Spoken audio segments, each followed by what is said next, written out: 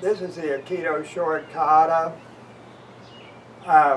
short Jo Kata, and I have adapted this somewhat to my purposes for leading, but just so you'll know what the overall kata is, and then we'll be looking at different parts of it.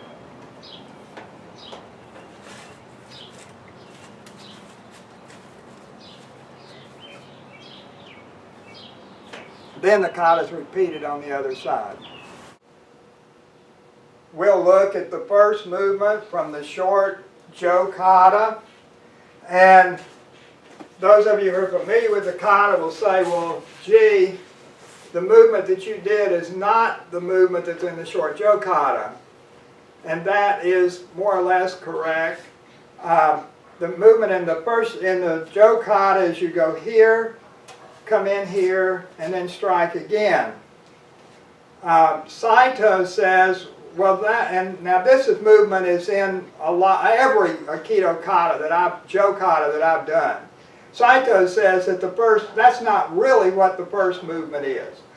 The first movement is really that you extend the Jo, you bring this in, and I think for him it's a parry.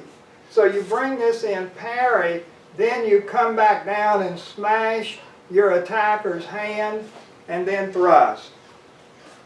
Well, any of you who have fenced or done either certainly Western style or Japanese style or whatever know that parrying is pretty tricky stuff, that it takes years of practice to get where you can parry effectively.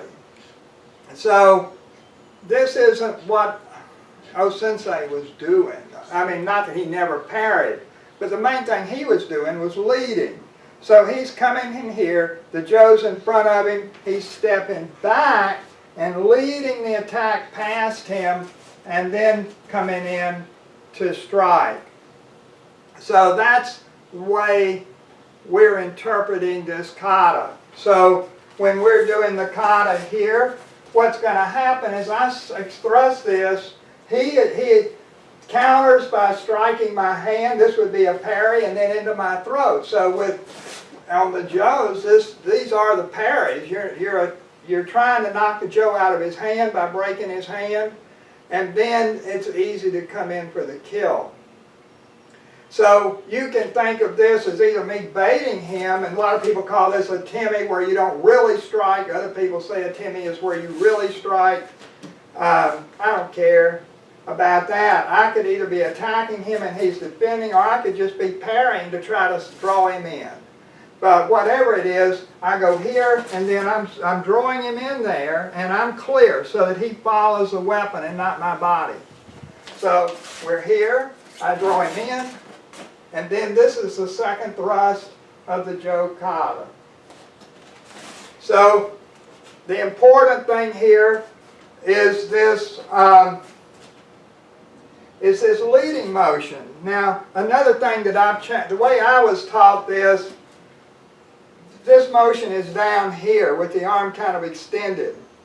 And that is very difficult to do. It's much easier to do this if you fold your arm here so that your hand comes close to your shoulder. So if I go here, that's extremely easy to do. In fact, it's almost automatic. It's very hard to do it slow, and so you end up doing the kata very fast if you do it that way. I tried to do it slower in my demonstration. But this movement, so this is here, and then I'm just right in there, and he's been drawn past me.